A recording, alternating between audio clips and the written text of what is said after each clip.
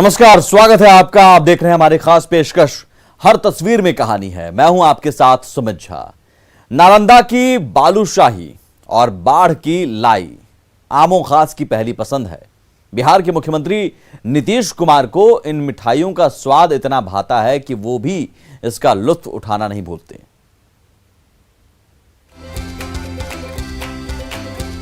छेना और चीनी के रस से घुली हरनौत की बालशाही मिठाई का स्वाद ही कुछ ऐसा है कि जो इसे एक बार चखता है वो फिर जिंदगी भर इसका स्वाद भूल नहीं पाता। आम लोगों को तो ये मिठाई भाती ही है, खास लोगों के बीच भी ये बेहद पसंद किया जाता है।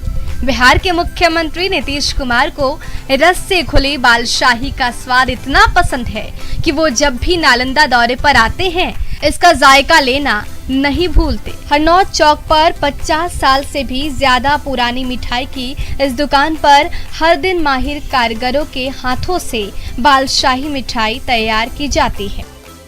ले आते हैं नीतीश कुमार, जितने भी हैं उनके सहयोग सब ले आते हैं, यहीं से मंगवाते हैं। कोई भी पार्टी वगैरह रहता है तो जाता है।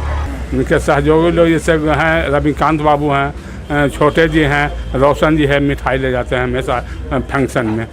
जदयू का होता है ना फंक्शन वगैरह रहता है, हमेशा मिठाई जाता है।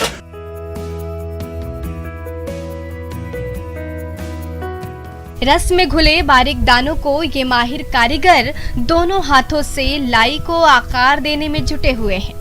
बाढ़ के चौंदी मोहल्ले के दुकानों में बनने वाली लाई का स्वाद बिहार के कोने कोने में प्रसिद्ध है। मुख्यमंत्री बनने से पहले 5 बार बाढ़ से सांसद रह चुके नीतीश कुमार को भी बाढ़ की गली मोहल्लों में बनने वाले लाई का स्वाद बेहद भाता है। वो खुद बड़े चाव से लाई खाते हैं और खिलाते भी हैं। आज जो बुलंदी पर है उसके पीछे उनके संसदीय क्षेत्र का बाढ़ लाई एक मायने रखता है, इसीलिए आज भी उनके जहन में बाढ़ का लाई है। और मुख्यमंत्री जी के करीबी भी जब इनके कोई जाते थे वहाँ से मिलने के लिए तब बाढ़ से कुछ भी सौगात लेकर जाते थे तो लाई लेकर जाते थे। और यह लाई वो अपने प्रिय मित्रों को, राजनीतिक व्यक्ति हो, सामाजिक व्यक्ति हो, चाहे व्यक्तिगत संबंध हो, खिलाते थे। चाहे हरनौत की बालशाही हो या फिर बाढ़ की लाई, बिहार के गली मोहल्लों की दुकानों में बनने और खाई खिलाई जाने वाली मिठाइयों का जायका बिहार के मुख्यमंत्री नीतीश कुमार को खूब भाता है। नालंदा से अभिषेक के साथ बाढ़ से अनिरुद्ध की रिपोर्ट। रांची में प्याज की बढ़ती कीमतों ने फास्ट फूड के शौकीनों का जायका बिगाड़ दिया है। चाउमीन की प्लेट से प्याज का टुकड़ा गायब हो गया तो डिमांड करने पर ग्राहकों से अतिरिक्त चार्ज मांगा जा रहा है।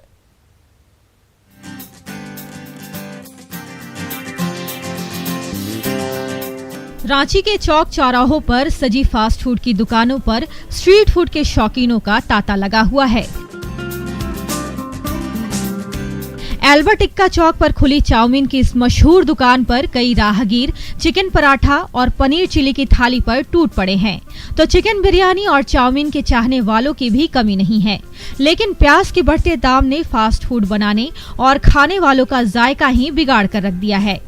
काफ़ी रेट बढ़ गया है। अभी मैं यहाँ पर आया तो प्याज मांगा, साथ में खाने के लिए साथ आप देख भी सकते हैं कि मैंने प्याज लिया है। उन्होंने बोला कि मुझे एक्स्ट्रा पे करना होगा उसके लिए। मैं बोला ये कौन सी बात होगी भाई, बहुत महंगा हो गया है, लेकिन तभी भी हम लोग को प्याज चलाना ही पड़ता है। नहीं चलाएंगे तो ग्राहक मानता नहीं है और उसका बिना कुछ बनता नहीं है। बिना प्याज का प्याज चाहिए, उसके बदले कुछ नहीं चलता। प्लेट में जायकेदार बिरयानी को देखकर बिरयानी के चाहने वालों के मुंह में पानी जरूर नजर आ रही है, लेकिन उस बिरयानी में प्याज ही गायब है। ऐसे में बिरयानी के शौकीनों को स्वाद से समझौता करना पड़ रहा है। बिरयानी में प्याज नहीं है। आपके मांगा तो था, लेकिन थोड़ा महंगा हो गया तो हर किसी को कटौती करना पड़ रहा है ना हर चीज में। हम बोले भी दुकान यहाँ पे जो हमारे भाई साहब है खिलाने वाले की प्याज नहीं है, तो बोले कि प्याज भैया इतना महंगा हो गया कि हम आपको प्याज कहाँ से खिला सकते हैं, तो प्याज की जगह उन्होंने मूली काट करके दिया है। प्याज के बिना स्वाद की दुनिया अधूरी मानी जाती है, लेकिन मार्केट में प्याज के बढ़ते भाव ने स्वाद की दुनिया को ही बेस्वाद कर दिया है।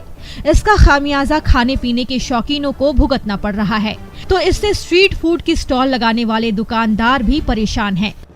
जब से बढ़ा तब से हमारा बिजनेस पे काफी मार पड़ा है, इसी कारण हम लोग का खून का आंसू रोना पड़ रहा है। सारा बेसिस हमारे प्याज पे ही है। प्याज चिकन मोमो में चिकन कीमा रहता है और प्याज रहता है सारा बेसिस पे।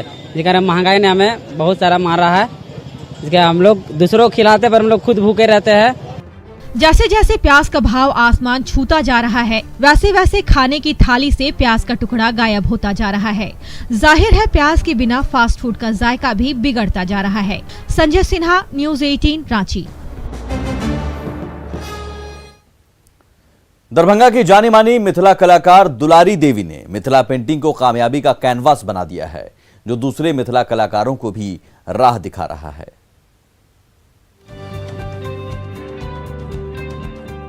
भगवान कृष्ण की जिंदगी के खूबसूरत रंगों से सजी इन तस्वीरों को देख भला किस कला प्रेमी का चेहरा न खिल उठेगा।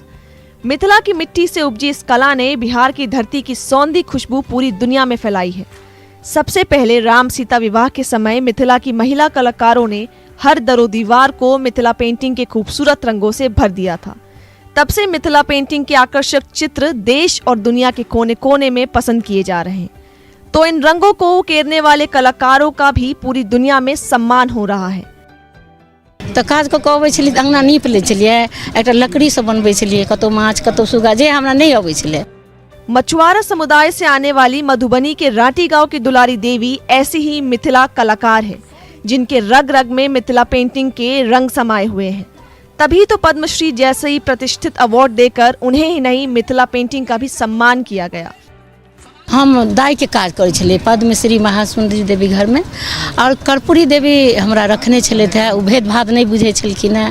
जेना मिथिला आर्ट इंस्टीट्यूट भेले तो 8 साल बच्चा सबके सिखिले, ओहिना क बढ़त गेलिए। मिथिला पेंटिंग ने बिहार की लोक कला को पूरी दुनिया में तो पहुंचाया ही, साथ ही बिहार के कलाकारों को रोजगार देकर उनकी आर्थिक स्थिति में भी सुधार किया। दरभंगा से न्यूज़ 18 के लिए विपिन कुमार।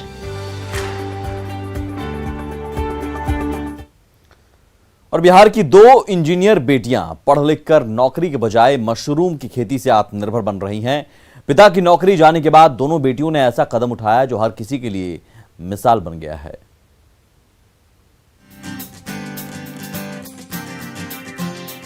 छोटे से टेबल पर मशरूम से बनी खाने पीने की किस्म किस्म की चीजें बिखरी पड़ी हैं।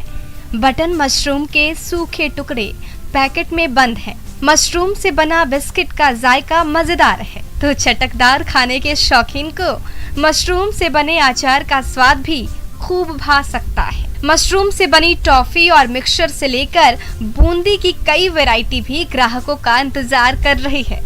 मुजफ्फरपुर की 2 होनहार इंजीनियर बेटियों ने अपने हाथों से मशरूम की एक से बढ़कर एक ऐसी वैरायटी तैयार कर दिखाई है, जिसे सजा ये स्टॉल उन सब के लिए मिसाल है जो मेहनत से ज्यादा किस्मत पर यकीन करते हैं। आप खुद को आत्मनिर्भर बनाइए, साथ साथ अपने शहर को आत्मनिर्भर बनाइए। इससे तो बहुत अच्छा बिजनेस है। मैं तो कहूँगी हर महिला को इसमें हेल्प करना चाहिए। आप आइए, आगे बढ़ के मशरूम लगाइए, तभी तो मतलब खाइएगा भी, अपने खाने के लिए भी आप लगा सकते हैं। कोरोना काल में पिता की नौकरी चली गई, तो भोपाल में इंजीनियरिंग कर रही दोनों बहनें भावना और निधि नौकरी करने की बजाय अपने गांव लालगंज लौटी। अपने हाथों से मशरूम की ऐसी वैरायटी तैयार कर डाली, जिसने इनकी किस्मत बदल डाली। आज अपनी दोनों होनहार इंजीनियर बेटियों पर उनकी मां संगीता देवी को बेहद गर्व है। हाँ, हमको दोनों बेटियों पर बहुत गर्व है। हम लोग का उद्देश्य ही था बेटी को पढ़ाना है और उसको आगे बढ़ाना है, तो अभी वो लोग मेरे मदद कर रही है। बेटा बेटी में हम लोग को कोई फर्क नजर नहीं आता है। बिहार की दोनों काबिल इंजीनियर बेटियों ने अपनी मेहनत के बल पर ये साबित कर दिखाया है कि दिल में कुछ कर गुजरने की चाहत हो तो मंजिल का रास्ता खुद ब खुद बनता चला जाता है। शैलेंद्र साहिल, न्यूज़ 18 पटना।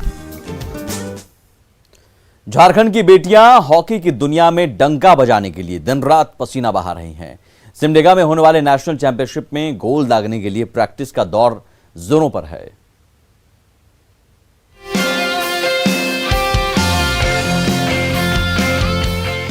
पानी की बौछार से नहा रहे सिमडेगा के हरे भरे एस्ट्रोटर्फ ग्राउंड में जब झारखंड की धाकड़ बेटियों का पसीना बह रहा है, तो उसकी खुशबू दूर दूर तक फैल रही है। इसी ग्राउंड पर जल्द ही नेशनल सब जूनियर महिला हॉकी चैंपियनशिप का आगाज होने जा रहा है, जिसमें दमखम दिखाने के लिए देश भर की हॉकी प्रतिभाओं का जमावड़ा सिमडेगा में लगने वाला है। उसी प्रतियोगिता में झारखंड की टीम को गोल्ड दिलाने का सपना लिए ये बहादुर बेटियां दिन रात मेहनत करती नजर आ रही हैं। तो उन्हें जाने माने कोच की देखरेख में हॉकी के दांव पेच से लैस किया जा रहा है। टीम ठीक है, उम्मीद करेंगे कि हम लोग फाइनल में जीते। हम लोग इसी लक्ष्य के साथ काम कर रहे हैं। सिमडेगा के इसी ग्राउंड में हॉकी प्रेमियों को जल्द ही रोमांच और जुनून से भरपूर हॉकी का वही खेल नजर आने वाला है, जिसका इंतजार वो लंबे समय से कर रहे हैं। ऐसे में इस प्रतियोगिता के सफल आयोजन की तैयारी जोर शोर से चल रही है। को एक अलग पहचान मिलेगा, जिस तरह रांची की पहचान धोनी से हुई थी, और एक सिमडेगा से एक नई पहचान बनकर हॉकी से सिमडेगा का होने जा रहा है। झारखंड के गांव-गांव से पहुंची ये दमदार बेटियां कभी दौड़ लगाती दिखती हैं, तो अगले ही पल दांव पेच से भरपूर खेल में आगे निकलने के लिए वर्जिश करती नजर आती हैं। सबके मन में एक ही सपना है, झारखंड को हॉकी का बादशाह बनाना। श्री राम, न्यूज़ 18, सिमडेगा। और मधुबनी में बन रहा एशिया का सबसे लंबा पुल मिथिलांचल और सीमांचल को और नजदीक तो लाएगा ही, साथ ही बिहार की तरक्की के नए द्वार भी खोल देगा।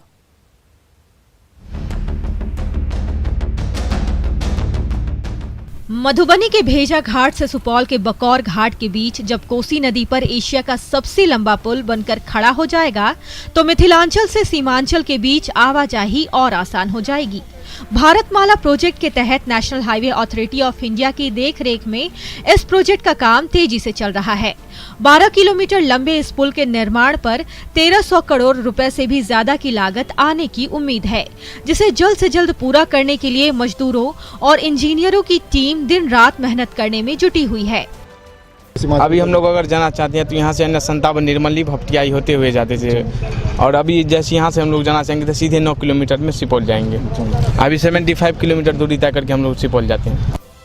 मिथिलांचल के ग्रामीणों को सीमांचल का सफर करने के लिए अब तक 90 किलोमीटर से ज्यादा दूरी तय करनी पड़ती थी, लेकिन जब उम्मीदों का ये पुल बनकर तैयार हो जाएगा और इस पर तेज रफ्तार से गाड़ियां दौड़ने लगेंगी, तो मिथिलांचल से सीमांचल का 90 किलोमीटर लंबा सफर महज 10 किलोमीटर में सिमट कर रह जाएगा।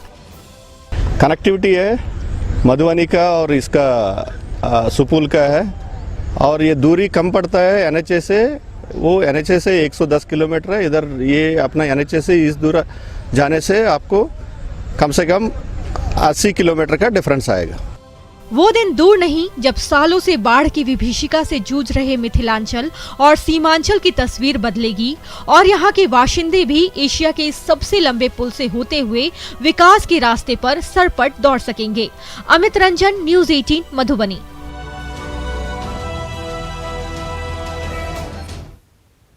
गया के एक मोहल्ले में पानी के संकट से जीना तो मुश्किल हो ही गया है। पानी की वजह से इस मोहल्ले में कोई अपनी बेटी की शादी तक नहीं करना चाहता।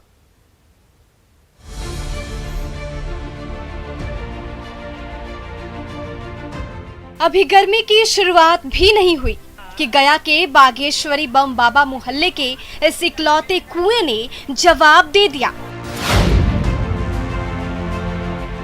10 फीट से भी ज्यादा इस गहरे कुएं में फिलहाल कुछ बाल्टी पानी ही बचा रह गया है, जिसे निकालने के लिए इस मोहल्ले के बाशिंदों के बीच होड़ सी मच गई है।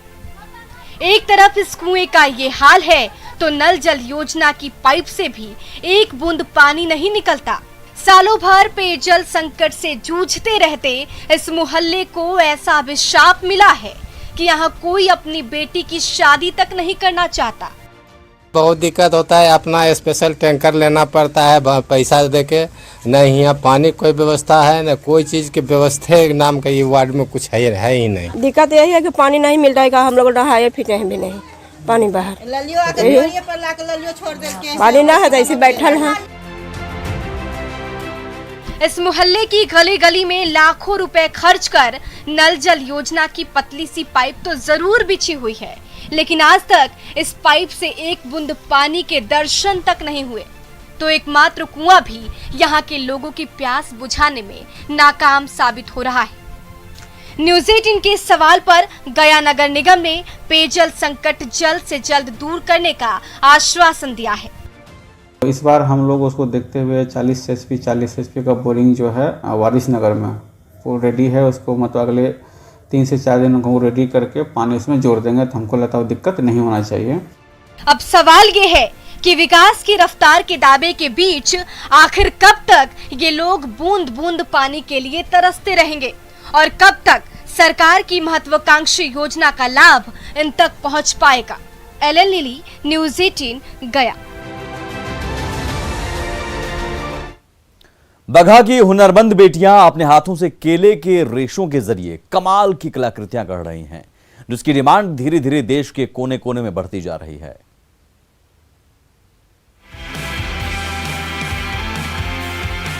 बिन्ही गांव की हुनरमंद बेटियों के हाथ रंग बिरंगे थैले बुन रहे हैं और घर के आंगन में किस्म किस्म के बैग, टोपी और सजावटी सामानों का ढेर लगता जा रहा है।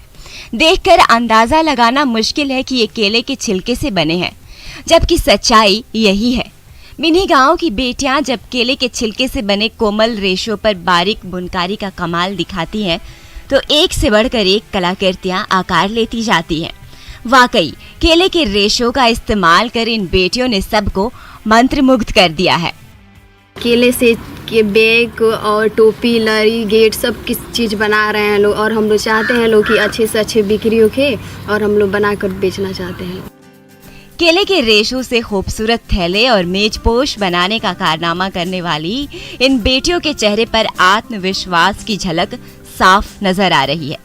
घर की 4 दीवारी से निकलकर आज ये बेटियां अपने हुनर की बदौलत खुद के पैरों पर खड़ी होने को तैयार है। तो वहीं बेकार के सामान पर हुनरमंद बेटियों के कमाल की कारीगरी देखकर सभी हैरान हैं।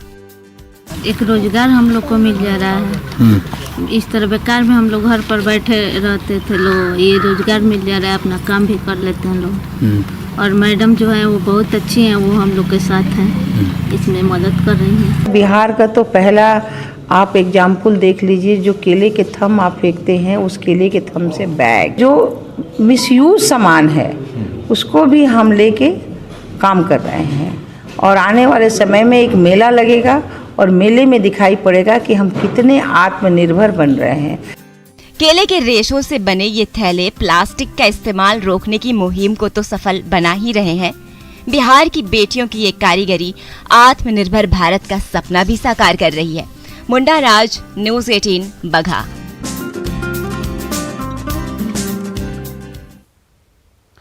समस्तीपुर का खैरा दरगाह कौमी एकता की मिसाल पेश करता है। यहां लगने वाले सालाना उर्स मेले में धर्म और मजहब की हर दीवार टूटकर बिखर जाती है।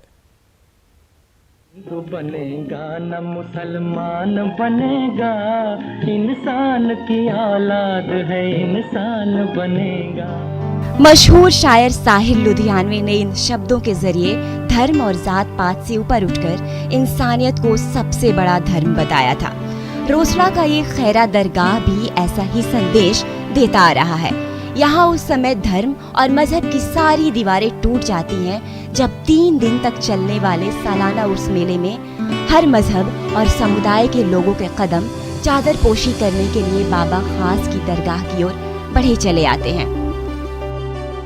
इस पूजा के बारे में हम यही कहेंगे कि सदियों से 100-200 बरस से ऊपर से ये मेला परंपरा तरीके से जैसे लगते हुए आ रहा है, और इसमें दोनों समुदाय का लोग रहते हैं, बढ़ चढ़ के हिस्सा भी लेते हैं। बाबा खास का दरगाह मेला बरसों से चला आ रहा है। इस मेला का महत्व है जो हिंदू मुस्लिम सारे लोग, और हम समझते हैं कि यहाँ जो आता है माथा टेकता है तो बाबा उसका मन्नत पूरा करते हैं, ऐसा लोग का मानना है और मेरा भी मानना है। कहा जाता है कि रहमतुल्लाह अलैहि के खादिम हजरत ख्वाजा गरीब नवाज अजमेरी ने सालों पहले रोसड़ा के इन जंगलों में पनाह ली थी और यही अंतिम सांस भी ली। तब उनकी याद में बाबा खास की दरगाह बनाई गई, जहां हर साल लगने वाले उस मेले में सच्चे मन से मुराद मांगने के लिए देश के कोने कोने से मुस्लिम और हिंदू समुदाय के लोगों का तांता लगा रहता है। जितने भी श्रद्धालु आते हैं दूर दूर के, दूसरे जिला का भी आते हैं, तो यहाँ मनोकामना जो करके मान करके जाते हैं, वो इंशाअल्लाह यहाँ पूरा होता है। बुजुर्गान दिन का दुआ बहुत अहम है और रसरा के भी लोग बहुत इनका कदर करते हैं। समस्तीपुर का ये उर्स मेला वाकई बेहतरीन संदेश देता है कि मजहब और धर्म, जात पात से ऊपर पहले हम एक इंसान हैं और यही हमारी पहचान है। मुकेश कुमार, न्यूज़ 18, समस्तीपुर।